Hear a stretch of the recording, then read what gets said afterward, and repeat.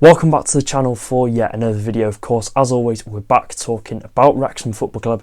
Today, we've got a really interesting video. We've got plenty of interesting talking points. And as you can tell by the title, it's not clickbait. We'll get talking about it later on in the video. But before we get going, in today's video, if you're new to the channel, make sure to get down there and click the red subscribe button. We are on the road to 26,000 subscribers. I cannot thank you enough for the support you've shown me at the start of this 24-25 season. And let's see if we can hit 500 likes on today's video. And again, as always, I cannot thank everyone enough who has supported the channel further. Thank yous don't really do it justice as to how thankful I actually am. So, you know, you're supporting the channel further, you're supporting me further in what is a big year for me. Obviously taking the gap year is a big leap and a big decision for me to do this, and anyone who's further supported the channel is just only helping me succeed in my dream, and I cannot thank everyone enough for the further support. You can support the channel further by clicking the first link in the description down below, and let's get straight into what I do best, talking about Wrexham Football Club. So we're starting off with a loan watch. Now I think this is quite an important segment of the videos because we've got 4 players out on loan who are playing regularly for their clubs, and I think it definitely doesn't go amiss giving updates on these players because,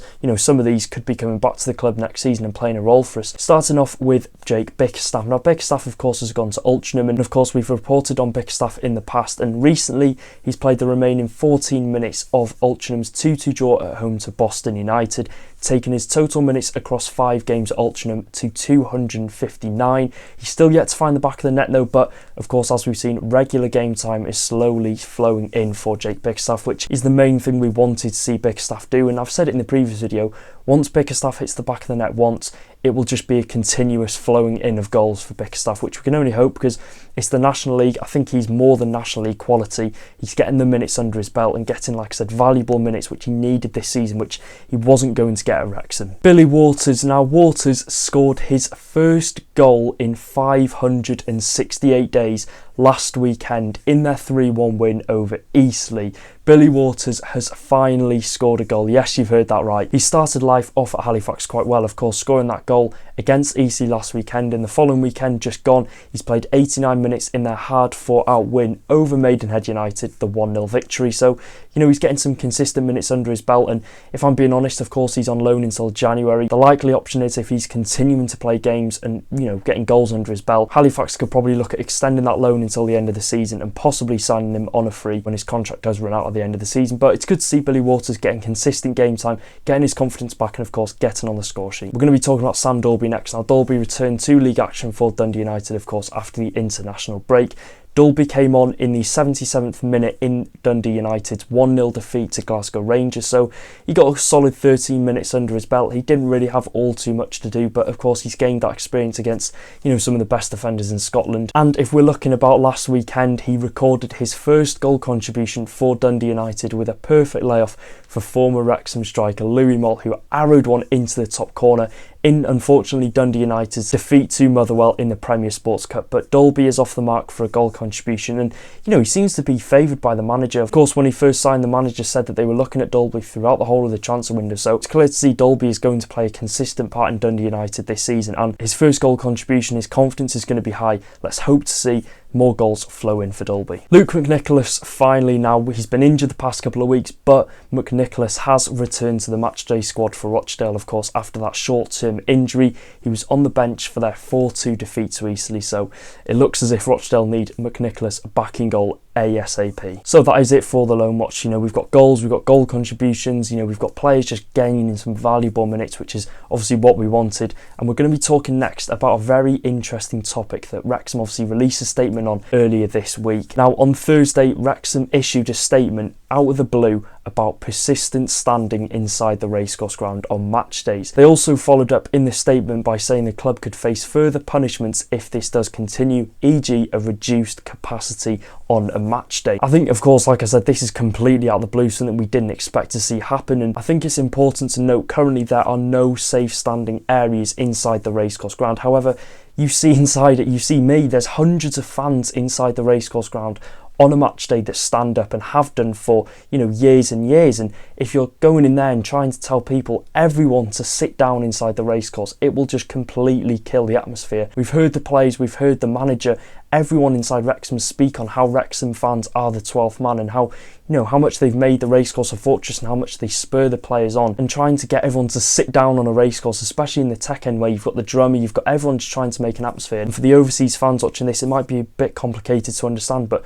if you're standing up at a football game, it is going to improve the atmosphere, and it would just completely kill the atmosphere if this was to happen on a match day inside the Racecourse ground. I'd understand if there'd possibly been an accident or an incident where someone had been seriously injured by, you know, overcrowding in the gangways or on the steps, but nothing has happened. You know, now nothing's ever happened, nothing doesn't look likely to happen anytime soon. Now, moving on from that short rant, it did not stop us from standing up against Crawley Town. If something, it seemed like more people were stood up in the tech end, and just to confuse us even more, the club also played Sit Down by James and I'm Still Standing by Elton John before kick-off, so make of that what you will. Now, when I went onto Twitter, and of course when this statement was first released, I was looking at the comments and looking at a few other people, and it seems fans of other League One clubs have saying their club has faced the same issue and have been told by the EFL that they could face a reduction in capacity. In my opinion, this is more of an EFL problem than a club problem. If I'm being honest, you know, we've seen the songs before kickoff, we've seen them not do anything about the standing up against Crawley. It doesn't seem like it's a statement the club wants to put out, because I'm sure they all value the fans and value the atmosphere. It doesn't seem like it's something that the club, like I said, want to put out, but something they need to put out in terms of safety. Like I said, it's not been an issue for the past however long, for years upon years. Everyone's been standing inside the tech end, and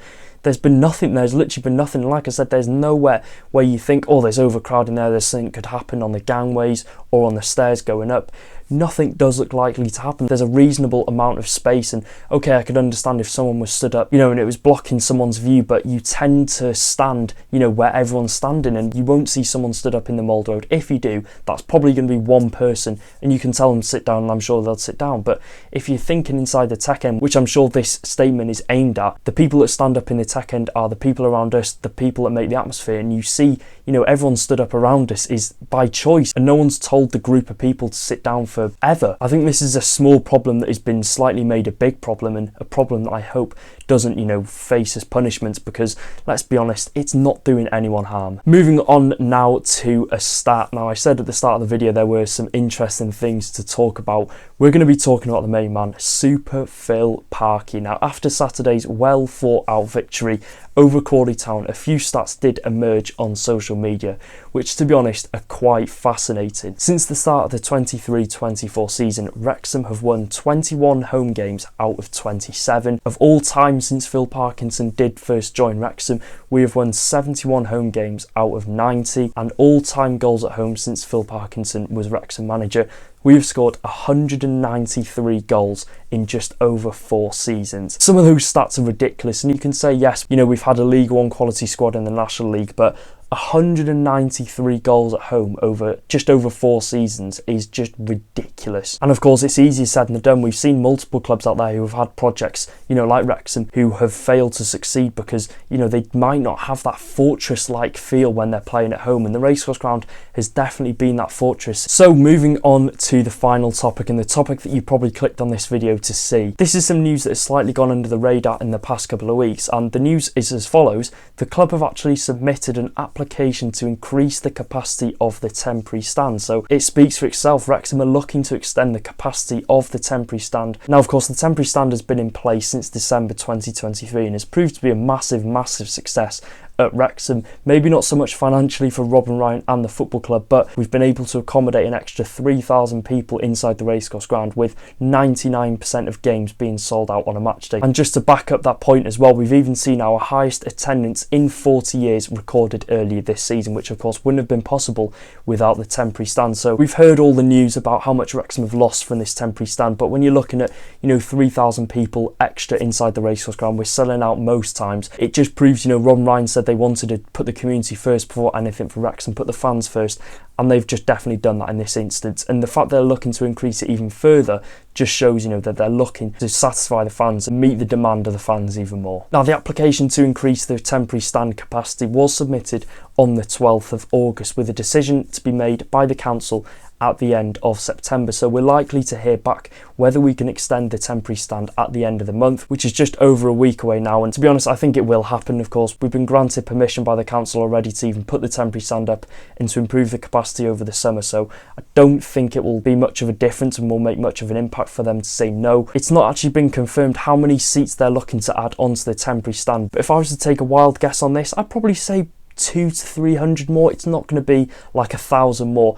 Again, I could be completely wrong, but if they're looking at a short-term solution, and if they're looking to do it, in between possibly this week and by the next time we do play at home, then it could be more than 200 to 300. But if we're going off realistic and getting it up in time for our next home game against Northampton Town, I can't see it being a substantial amount more of seats than what we do already have. Yeah, like I said, this can only be a win-win situation for the supporters of Wrexham, and of course, we're meeting the demand of the fans, but I'm sure not many people will want to be sat inside that temporary stand after the weather that we did see on Saturday against Crawley. It's not something you see often, a roof being put over a temporary stand, and I think it would just be a lot of money for Wrexham to put a roof on because, it's a temporary stand, it's not going to be a full-on roof, so there's possibly safety concerns over that. We're not hiding the fact that we have got a fair amount of money behind the scenes, but is this one of our main concerns, putting a roof over the temporary stand? Yes, okay, I can understand fans in there will want a roof over their heads, but I'm sure we've definitely got other concerns to be more worried about. Yeah, and like I said, it is a win-win situation at all costs for the fans, of course, obviously to improve the attendances, to possibly drive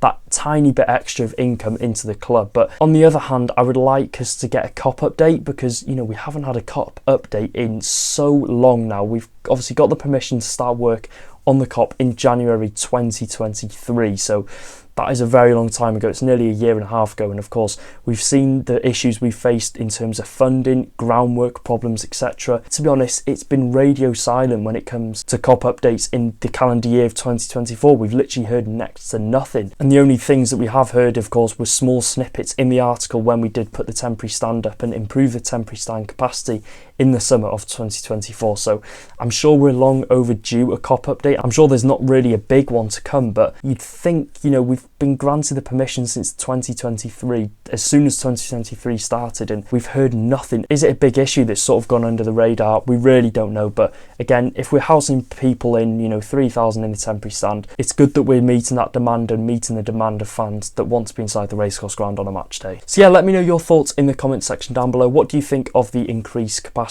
of the temporary stand? Do you think it's a good idea? Do you think it's a bad idea in terms of, is there possibly a bad update to come on the COP stand? But like I said, it's a win-win situation for all the fans that want to be inside the Racecourse ground, to see Wrexham play at home, the oldest international stadium in the world. That's one to get in there. Yeah, like I said, make sure to subscribe, like, do all that good stuff, and if you want to support the channel further, it'll be the first link in the description down below. And until then, I'll see you in another video. Take care, guys. Up the top of the league, Reds. I was just editing this video back and I realised I missed an important point I did actually have in my notes that I was meant to say in this video. You might have seen Ben Foster did perform his podcast in Wrexham yesterday, and James McElhenney revealed something he probably shouldn't have revealed, but Mo Fowl was our record-breaking most expensive signing in club history, coming at a whopping 590,000. So that's just a thing I thought I'd add into the video that I obviously forgot.